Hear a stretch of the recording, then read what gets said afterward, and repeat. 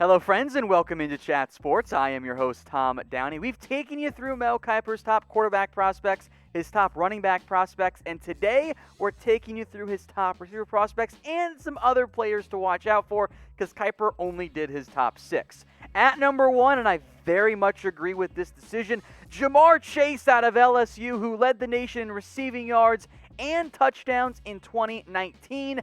Showing that he can win in pretty much every way you'd want a receiver to win. Vertically, after the catch, contested catches, outside, inside, with speed, with physicality. He did it all for LSU last year. Now, Jamar Chase could be the type of prospect that people overthink next year because his production this past year was incredible. 84 catches, 1,780 yards, 20 touchdowns, averaged over 20 yards per catch. That production will not be matched this year. I don't see it happening with Joe Burrow gone, Miles Brennan in. That's an unrealistic expectation for Jamar Chase. But don't forget, that's what he's able to do with good quarterback play. And you know what? He stepped up in the biggest game of the year against Clemson in the national title game. 9 catches, 221 yards, and 2 scores. He worked first-round draft pick A.J. Terrell in that matchup. Producer Alicia, a Clemson fan, not happy that I brought that up, but it's important when breaking down Chase. So I don't expect 20 catches and almost 1,800 yards, but I do think Jamar Chase will have a good season, and he should be the top receiver entering the 2020 college football season and the 2021 NFL draft process. So who will be the first receiver taken? I'm giving you C for Jamar Chase or F for everyone else out there, the rest of the field. You get bonus points, by the way, if you let me know who you think it will be if you're taking the field. I'm going to make this the pinned comment on the video, so scroll down there, type your C's for Jamar Chase or F for the rest of the field. Number 2 on Kiper's list, Rashod Bateman out of Minnesota, was part of a very dynamic duo for the Golden Gophers at receiver, along with Tyler Johnson, taken by the Buccaneers in this most recent NFL draft.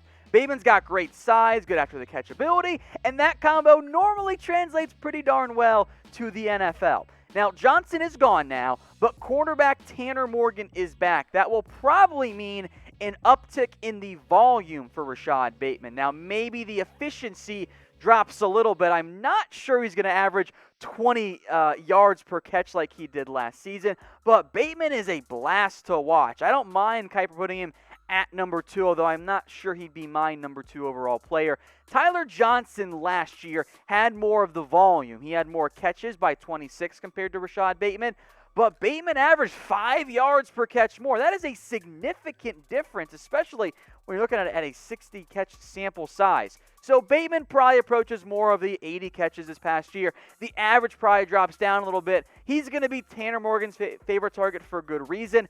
Now, Johnson had a bit of a rough pre-draft process. I like Bateman more as a player, so I do think Kiper's right when he lists Bateman as a potential top 10 pick. Bateman was number 8 on Kiper's list. For reference, Chase, he was number 4. So let me know in the comments section who your favorite receiver prospect is for 2021. Does not have to be the best prospect, just which player catches your eye the most. Who is your favorite? Scroll on down to the comments and let me know. Let's dive into the Alabama receivers now. Yeah, they're back again. Jaylen Waddle was technically Alabama's number 4 receiver this past year. I think you will see an uptick in production because he's going to be on the field more. He's going to get more volume, even if the quarterback play won't be as good. Waddle is a fantastic athlete. He is a threat to go the distance every single time he touches the football, both in the receiving game, and oh, by the way, also happens to be pretty darn good on kick and punt returns and well. So although that production goes, he only had 36 catches, 560 yards, it doesn't really move the needle for me, when he's out there, he's awesome. He has the ability to be special as a game-breaking receiver. I think he'll get more of the Henry Ruggs role this year for Alabama. That will result in more production. And I mentioned the return ability. He's really good at it. Isn't often used on kick returns, but he had 2 total touchdowns last year. He's good at it, guys. He is a very deadly return man. Now, that helps you out a little bit. I don't think it makes you go from being, top 20 to top 15. Waddle was number 11 on Kiper's overall board, a little bit high for me, but I do love the game-breaking ability that he offers. Now, we're going to talk about DeVonta Smith, the other Bama receiver, in a second, but I hope that everyone out there is staying safe. You're probably going to have to keep wearing masks, or at least you should be wearing masks for a little bit longer, so get in line while you still can for the NFL-themed face masks. Chatsports.com/stay safe. They've got the original styles there, the newer ones for the Cowboys, Vikings, and all the NFL teams out there. It's 3 for under $25. There is a bit of a wait, but if you get in line now, you'll still end up getting them. It's chatsports.com/stay safe. And don't worry, guys, I'll put the link in the comments and the description for you. As promised, DeVonta Smith at number 4 here. He ranks number 16 overall on Kiper's big board. He actually led Alabama in receiving yards and touchdowns in 2019. In all seriousness, there's a pretty good chance that Bama will have 4 first-round receivers over the past 2 years, which is insane to think about. Now, I don't think he's a Henry Ruggs or Jaylen Waddle caliber athlete, but he's still really good at it. But there is one major concern I have for Smith, although he has very good hands. He's listed at 175. He's got a very thin frame. I need him to add bulk. I want him to add some more size and more weight just to help him survive in the NFL. But the production's awesome. 68 grabs, over 1,200 yards, 14 scores, is able to win vertically as well. He is a really strong receiver, and he's a little bit more reliable than maybe the, at times, inconsistent because of lack of reps Jaylen Waddle can be. But they both bring you big plays. The production certainly favors DeVonta Smith. He's had more opportunities, been on the field more, but I am just fascinated by the tantalizing ability that Jalen Waddle brings you as a vertical game-breaking threat. I think both of these players are worthy of being top 4, as Kiper has them, receivers for this upcoming draft class. But pick one for me.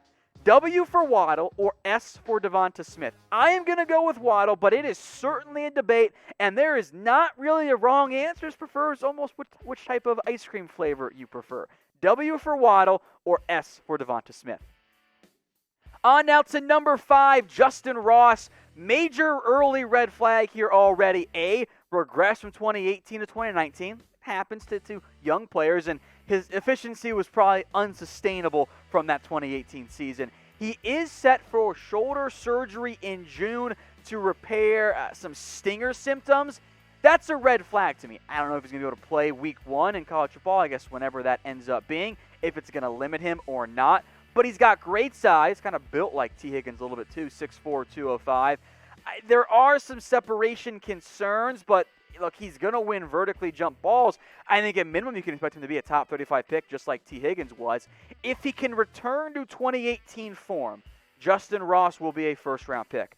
1,000 yards on 46 catches is absurd. Like that level of efficiency, it wasn't sustainable. The numbers dipped in 2019. Hopefully that shoulder ends up being okay, because I loved watching Justyn Ross 2018. He was still really good in 2019, but Trevor Lawrence, a little bit up and down, especially early on in the year. No T. Higgins. Clemson needs Ross to truly emerge as a number 1 bona fide thrower, which I think he absolutely can be. Number 6, let's go to the Buckeyes. Ohio State, Chris Olave, the chance now to get some major uptick in his just volume. KJ Hill, Benjamin Victor, Austin Mack, all gone. Olave had 12 touchdowns on 49 catches. That will drop. He will not have that many scores on that few catches. There's just no way. But the volume will go up. I expect a 1,000-yard season out of him as the number 1 target now for Justin Fields. Very good on the deep ball as well, and that matters in the NFL. Got some good speed. I'm not convinced he ends up being a top 20 player like Kiper had him, but he's definitely worth consideration, easily inside the top 10 receiver prospects. Now, Kiper did 6. He had a 5A, 5B, but he had Olave ranked 20th overall, Ross 18th overall, so I separated it for you, Mel. But who did he disrespect? Let's be honest here. There are a lot of receivers Mel Kiper did not include, so chime off in the comments section, or send me sound off in the comments section, and then I'm going to break down some of those players Kiper failed to mention.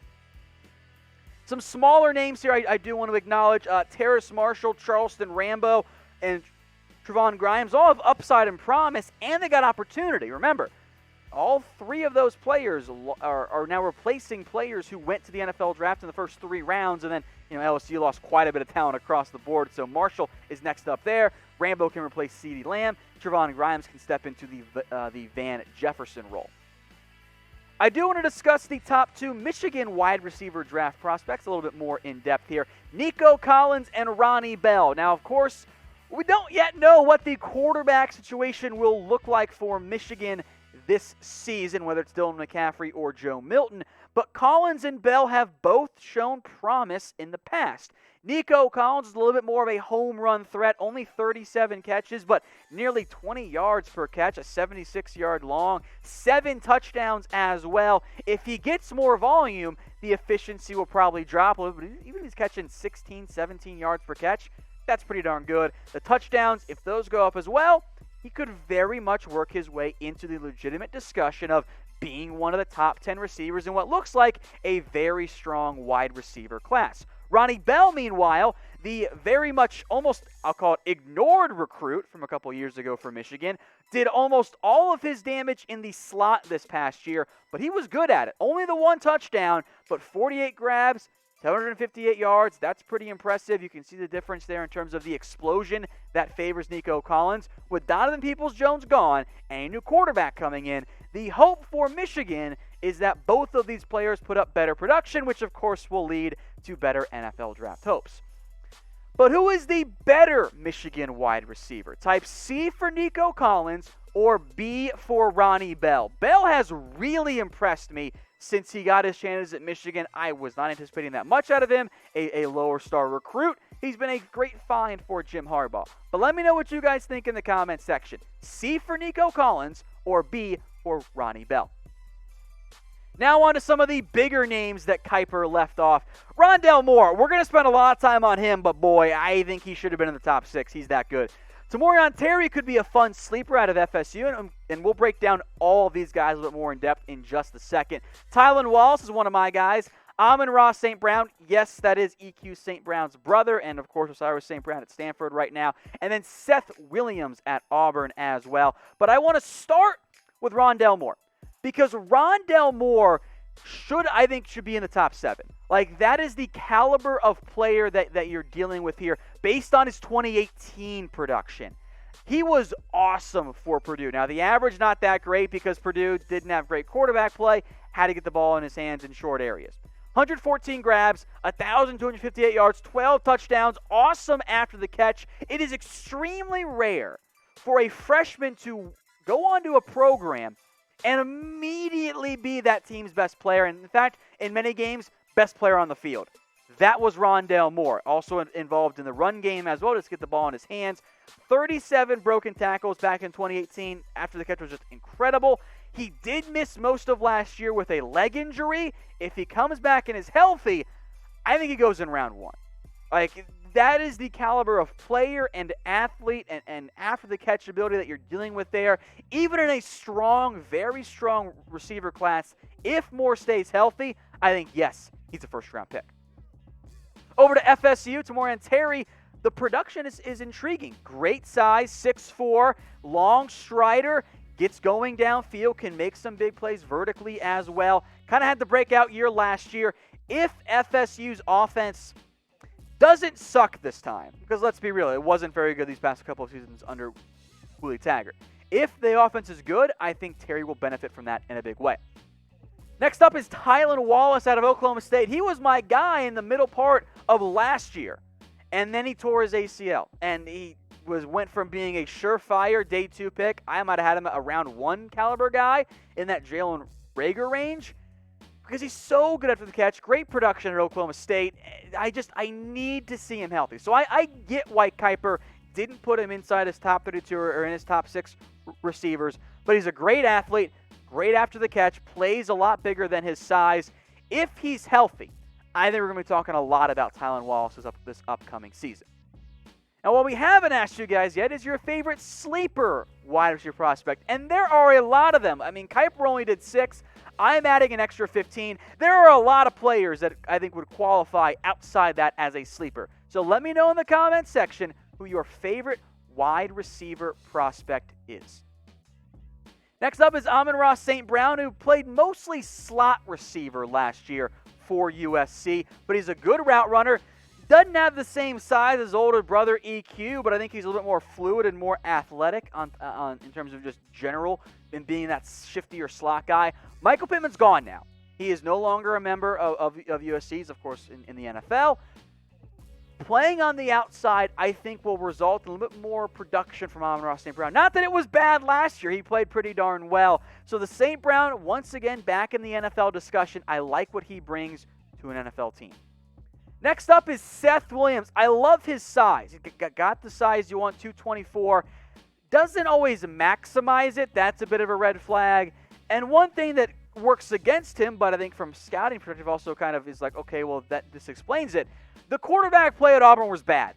Look, Bo Nix is fun, but he's not a great quarterback yet. I'm sorry. That limited Williams' production. If he shows more explosiveness, if he shows more ability to get separation, I think he could work his way into the round one discussion. It's tough to find 6'3", 224 guys. If he plays more physical, maybe he ends up being a Michael Pittman type in the end, at least for this upcoming NFL draft class. So who am I overlooking? I apologize in advance. I guarantee I'm not going to mention every single wide receiver potential draft prospect because there are a lot of them. It's 2020. College football teams throw the football around quite a bit, so let me know in the comments section. One guy I think you'll mention is Sage Surratt, who I do like, and Wake's offense and Jamie Newman, the quarterback now at Georgia, struggled when Surratt was not out there.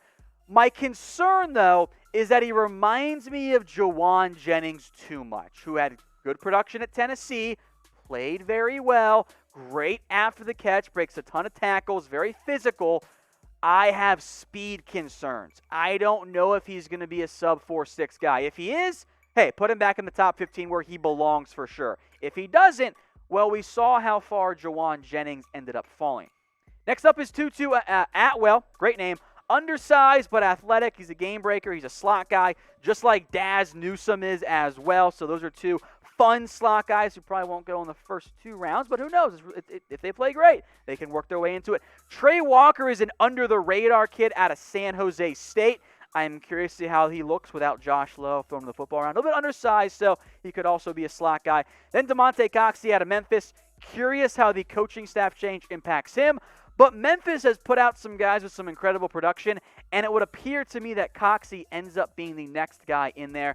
So those were just another 5 players that I wanted to mention. Sage Surratt, probably one that I wanted to get inside that top 10 of the extra guys the most, but he's probably the one most worth watching.